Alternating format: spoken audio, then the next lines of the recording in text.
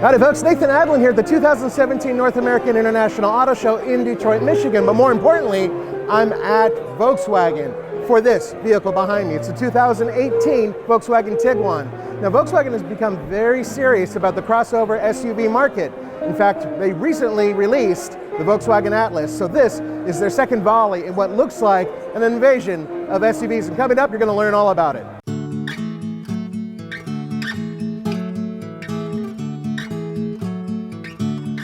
So the all-new 2018 Tiguan has for the first time two extra seats in the third row, and in comparison to the outgoing model, it's also much larger. So it's 11 inches longer, which is possible because also the wheelbase grew by 4 inches. All right, so real quick, there's a million people here, but these seats slide fore and aft, which is a benefit because in the third row, there isn't a ton of space.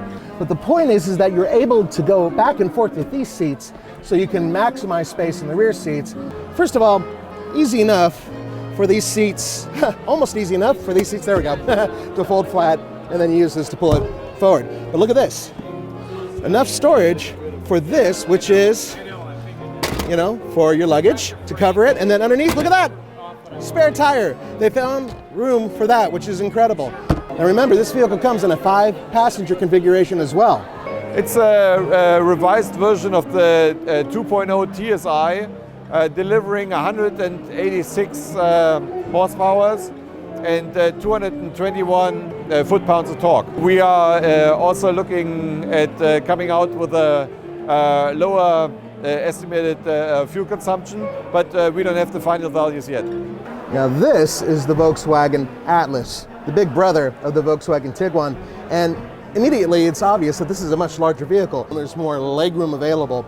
With that being said, this is still a 7-passenger vehicle. So now Volkswagen went from no vehicles that held 7 to 2 overnight practically. The new all-new Tiguan will come to the US dealerships this summer in 2017. Can you tell us a little bit about the interior of the vehicle? I believe it's all digital now? Yeah, we also have a digital cockpit available for this vehicle with larger screens inside. The advantage is that you can actually choose the size of your clocks. You can have different animations in here, for instance your navigation, because for some customers it's easier to see that in the center console than seeing it over in the main center dashboard. But if you now look into this center console, this is all very seamless. You only have 2 buttons here. Of course, you also have your connectors here, the USB plugs and the audio plug. You can get connectivity with all the major app platforms such as Android Auto or Apple CarPlay.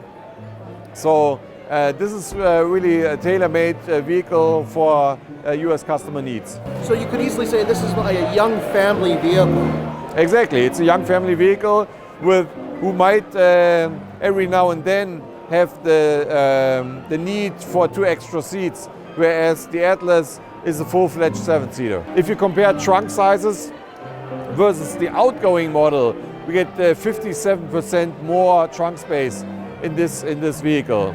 And you can also full flat the seat. So if you need to carry large boxes, that's also possible with this compact size SUV. Where is this vehicle going to be built? This is going to be built in Mexico, Puebla. This is a very important vehicle for Volkswagen. It's going to help them reestablish themselves in the consciousness of Americans, and it really is built for a small American family with 3 rows of seats. They say that it'll be available in the summer of 2017, and we're looking forward to getting our hands on one and taking it into the Rocky Mountains. For the Fast Lane Car, this is Nathan Adlin. Don't forget, this is coverage of the 2017 North American International Auto Show, and we will have a lot of it coming at you for the remainder of the week. See you later.